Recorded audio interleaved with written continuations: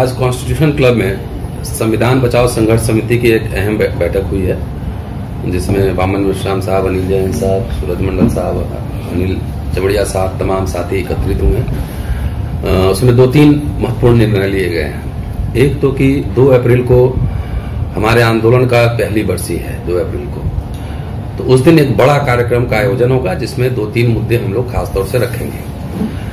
एक तो उस दिन बहुजन एजेंडा 2019 ये जो है हम लोग पब्लिश करेंगे, और उसके पहले सारे पॉलिटिकल पार्टीज के नेताओं को और खास तौर से SC, ST, OBC जो सांसद हैं उनको इसकी प्रति भेजी जाएगी, और उनको ये कहा जाएगा कि आप उस दिन 2 तारीख को अपने नुमाइंदे या खुद इस कार्यक्रम में शामिल हों और इसको लोकसभा चुनाव का एजेंडा बनाएं।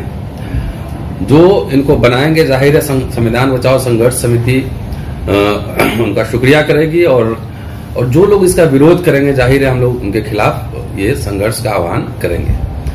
दूसरा जो निर्णय प्रमुख रूप से लिया गया है कि उस दिन एक तरह से 13 साथी हमारे हताहत हुए थे, शहीद हुए थे, उनकी शहादत दिवस भी मनाएंगे।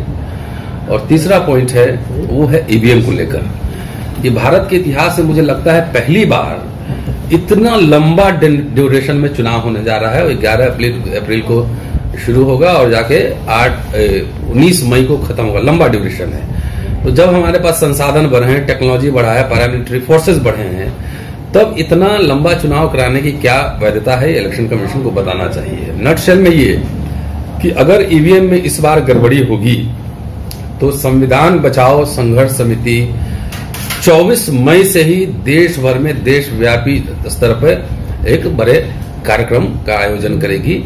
ये प्रमुख हमारी बातें हुई हैं, और इसी पे हम लोग आने वाले दिनों में, और इस पूरे मोबिलाइजेशन में जो 2 अप्रैल का कार्यक्रम है, इसमें देश के तमाम संगठन अपने झंडे, डंडे, बैनर, अपने लीडर के साथ सब आमंत्रित हैं। और ये कोई कॉपीराइट नहीं है, हम लोग सिर्फ कोऑर्डिनेट कर रहे हैं संविधान बचाओ संघर्ष समिति की ओर से। बाकी सारे ऑर्गेनाइजेशन इसके लीडर हैं, सारे लोग आमंत्रित हैं, सब लोग इस आंदोलन में शामिल हों। शुक्रिया। डॉक्टर रतन लाल जी, जिस तरीके से बताया कि आपने हमारा जो 2 अप्रैल का जो प्रोग्राम है, आपने कहा है कि हम सभी बहुजन नेताओं को बुलाएंगे। यदि उसमें भारतीय जनता पार्टी के अगर नेता आके मंच पर अपनी बात करेंगे तो आप उन्हें कहने देंगे या उनको मना करेंगे? नहीं, पहले तो मैंने कहा कि सब अध्यक्षों को भेजेंगे, तो भारतीय जनता पार्टी के अध्यक्ष को भी भेजेंगे। देखते हैं कि इसमें क्या निर्णय लेते हैं, या तो खुद आए या फिर अपने नुमाइंदे भेजें। तो स्वागत है, डेमोक्रेटिक फोरम है। बुलाए 2019 में बहुजन एजेंडा के प्रति उनका क्या रुख है वो पब्लिक के सामने बोले। ऑल पार्टी सबको हम लोग इनवाइट करेंगे, लेकिन उसमें अब अध्यक्ष को भेजेंगे। अध्यक्ष किनको डिप्यूट करते हैं तो उनका काम है, वो आ भी सकते हैं, हो सकता है बहुत लोग नहीं भी आए, तो हम लोग देखेंगे बाद में क्या करेंगे उनका। अनिल जी, मेरा आपसे सवाल है सर, जब 2 अप्रैल को आंदोलन होता है तो सर अनेक संगठन अब तक छाती पीट रहे हैं कि ये हमने बंद करा, लेकिन जो लोग मरे हैं, जो इसमें ज्यादातर जेल में बंद है, उनकी किसी ने आज तक सूचना नहीं दी, न उनसे पूछा गया। सर अभी मुजफ्फरनगर के 3 लड़के रासुका में बंद है। देखिए, ये आंदोलन 2 अप्रैल का आंदोलन समाज ने आंदोलन किया था, और इस आंदोलन की जिम्मेवारी कोई एक संगठन ने नहीं ली थी कि हम ये बंद कर रहे हैं। बहुत सारे संगठन थे, और ये देश के इतिहास में पहला एक तजुर्बा था कि समाज इतना जाग गया है, इतना उठ गया है कि उसने अपनी ताकत पर कोई राजनीतिक पार्टी का समर्थन नहीं, कोई नेता नहीं, और उसने बंद करा के दिखा दिया। और उसके बाद 5 मार्च को भी हुआ। तो अब जो मूवमेंट में लोग लगे हुए हैं, इसीलिए ये संविधान बचाओ संघर्ष समिति जैसा संगठन बन के आया है, ये उसी की देन है कि ये जो अब जितने लोग उस दिन शहीद हुए, जेल में बंद हैं, उन तमाम लोगों के लिए हम लोग प्रयास कर रहे हैं। लेकिन सांगठनिक स्तर पर एक सोशल मूवमेंट के अभियान के तौर पर इनके मुद्दे को कैसे उठाया जाए, ये अब हम लोग इसके प्रति ज्यादा अब सतर्क हुए हैं। और हम लोग इसीलिए 5 मार्च को हम लोगों ने कहा, 5 मार्च को कोई भी इसीलिए जिम्मेवारी ली गई कि 5 मार्च को इसीलिए हम लोगों ने कहा कि कोई भी इस तरह की वारदात नहीं होनी चाहिए जिससे हम लोगों का कोई नुकसान हो। पूरी ताकत, पूरी एनर्जी से लड़िए, लेकिन अपने को आप लोकतांत्रिक तरीके से खड़े होने को कैसे खड़ा हुआ जा सकता है, इसका तरीका भी सीखिए। और वो 5 मार्च को लोगों ने दिखाया। इस मुद्दे को हम लोगों ने उठाया है। इसीलिए हम लोग शहादत दिवस उस दिन जो मनाएंगे उसमें क्या होगी 2 अप्रैल को, उसमें हमारी जीत, हमारी शहादत, हमारा इतिहास, इसी दिन को तो याद करना है हमको, यही सब तो याद करना है उस 2 अप्रैल को, ये करेंगे। और एक बात जो मैं कह देना चाहता हूं कि एक बात बहुत सावधानी से और सबको समझ लेना चाहिए, एक नारा हमारा है 2 अप्रैल के बहाने, ईवीएम पर बहुजन नजर, बहुजन नजर ईवीएम पर। इस बात को सब लोग कान खोल के सुन ले ध्यान से, ये हमारा नारा है, बहुजन नजर ईवीएम पर। सूरज सर, देखा गया है कि जितने भी हमारे आंदोलन होते हैं, जितने भी हमारा धरना प्रदर्शन होते हैं, कुछ लोग आके उसे हाईजैक कर लेते हैं। अगर मैं सीधी सीधी बात कह दूं कि अभी 5 तारीख को जो बहुत बड़ा पैदल मार्च था और उस प्रोग्राम को किया गया, उस प्रोग्राम को हाईजैक किया गया।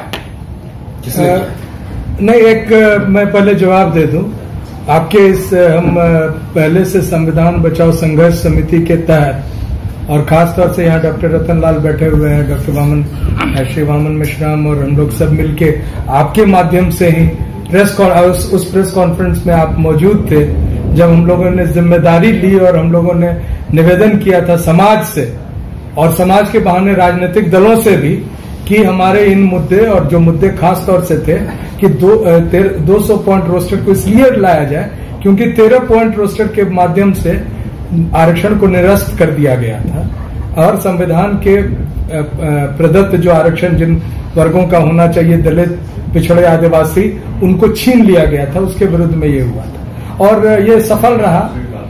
आप लोग जानते हैं, आप लोगों ने दिखाया है, तमाम जो गोदी मीडिया है वो इसको ब्लैकआउट कर रही थी, लेकिन गुजरात से लेकर मैं समझता हूं राजस्थान और उड़ीसा और बिहार, उत्तर प्रदेश, पंजाब और छत्तीसगढ़ और मध्य प्रदेश में ये कामयाब है। और एक निवेदन मैं करना चाहूंगा कि जो ईवीएम है, अब चुनाव डिक्लेयर हुआ, डॉक्टर साहब ने कहा कि 11 अप्रैल को जो वोट पड़ेगा उसकी गिनती 23 मई को की जाएगी। इस बीच में क्या होगा जब एक छोटे से रास्ते में 300 किलो आरडीएक्स लेकर पूरा का पूरा ब्लास्ट कर दिया जाता है और कानो कान किसी को खबर नहीं होती है। आज तक अजीत डोभाल चुनाव लड़ने के लिए तैयार हैं, लेकिन देश को नहीं बता पाए हैं कि किसने ये किया, कैसे ये हुआ, कैसे उसमें हमारे 44 जवान जो शहीद हुए थे। तो ये इन दिनों में, इस 44 दिनों में वो क्या क्या करेंगे ये तो हम सब जान रहे हैं। तो हम चेतावनी दे रहे हैं कि अगर ईवीएम के साथ कोई छेड़छाड़ हुआ और जो सुप्रीम कोर्ट का आदेश है, सुप्रीम कोर्ट का 2013 का आदेश है कि वीवीपीएटी की जो पर्ची है उसको गिनी जाए, इन केस ऑफ डिस्प्यूट अगर वो नहीं हुआ तो हम लोग 24 मई को दिखा देंगे कि ईवीएम की ताकत तुम अपने पास रखो, लोगों की ताकत से देश में क्या हो सकता है। ये तमाम जो सत्ताधीश अभी बने हुए हैं और ईवीएम के बहाने जो सत्ता में आना चाहते हैं उनको ये पता चल जाएगा। इसी निवेदन के साथ मैं अपनी बात को समाप्त कर रहा हूं। जय मंडल, जय भीम, जय भारत। धन्यवाद सर जी। भारत बंद हुआ था, कहीं ना कहीं समाज में एक अब डर का माहौल है, कहीं पुलिस ने जिस प्रकार से उनके साथ जो सलूक किया था, जो जेल में बंद है सर, अगर कोई आगे को अब भारत बंद करते तो उसमें डर सही है, समाज आगे बढ़ने की कोशिश नहीं करता। आपने 5 मार्च को भारत बंद करा, उस तरह नहीं हुआ जैसा 2 अप्रैल को हुआ, तो सर उस डर को कैसे निकालेंगे आप? नहीं, समाज के भीतर से 5 मार्च का जो भारत बंद था अधिक संगठित था, शांतिपूर्ण था और इसलिए भी था कि सरकार को बहाना नहीं मिले बहुजनों पर गोली चलाने का, सरकार को बहाना नहीं मिले हमारे लोगों को गिरफ्तार करने का, और ये कामयाब भी रहा। और मैं समझता हूं कि जो तमाम सत्ताधीश हैं वो समझ गए कि जिस तरह से उन्होंने ज्यादती की थी पिछले साल 2 अप्रैल में, हमारे मासूम भाई बहन जो और कई साथी जो इसमें शहीद हुए थे, उनके साथ जो ज्यादती हुए वो ज्यादती हम दोहराने नहीं देंगे। और अभी आपने सुना, अभी तुरंत हमारी मीटिंग थी कि 2 अप्रैल को जो हम कर रहे हैं वो उन शहादत को याद करके और उनके लिए हम क्या कर सकते हैं, और जो अभी तक गिरफ्तार हैं उनको किस तरह से हम उनको छुड़वाने के लिए, और खास तौर से उन जगह जहां कांग्रेस की सरकार अब आ चुकी है, भारतीय जनता पार्टी की सरकार नहीं, फिर भी वो फैसला अगर नहीं कर रहे हैं तो हम उसमें क्या कर सकते हैं, कौन से संघर्ष करेंगे, इसकी घोषणा 2 अप्रैल को ही की जाएगी। और आप बेफिक्र रहें, हम बहुजनों के कीमत पर, उनके जान की कीमत पर हम किसी तरह का ऐसा कुछ नहीं करेंगे जिससे उन पर एक भी आंच आए। हम उन्हीं के लिए संघर्ष कर रहे हैं और हम कटिबद्ध हैं उनके पूरे सेफ्टी की। एक बात और उसमें ऐड कर दूं, देखिए 2 अप्रैल को भी हमारे लोग शांतिपूर्ण तरीके से ही निकले थे। हम लोग बुद्ध को मारने वाले लोग हैं। हिंसा हमारे शब्दों में नहीं है और बौद्ध परंपरा के मानने वाले ज्यादातर लोग हैं। 2 अप्रैल को भी हमारे लोग शांतिपूर्ण थे। जो सरकार और जिनके संगठन काम कर रहे हैं उनके आइकन हिंसा वाले लोग हैं। उनके हाथ में हथियार होते हैं, उनके हाथ में तलवार होते हैं, 10-10 हाथ में। तो राज्य प्रायोजित हिंसा थी, ठीक है। लेकिन आप बात समझिए कि 1 साल के अंदर भारत के इतिहास में कभी नहीं हुआ कि 2 बार भारत बंद हो गया, हुआ नहीं। तो इसका मतलब डरना मना है, डर के आगे जीत है। जो डर गया वो मर गया, जो डर के आगे जीत निकलेगा। हमें तो लड़ना ही पड़ेगा, कोई विकल्प तो इसके पास हमारे क्या विकल्प है।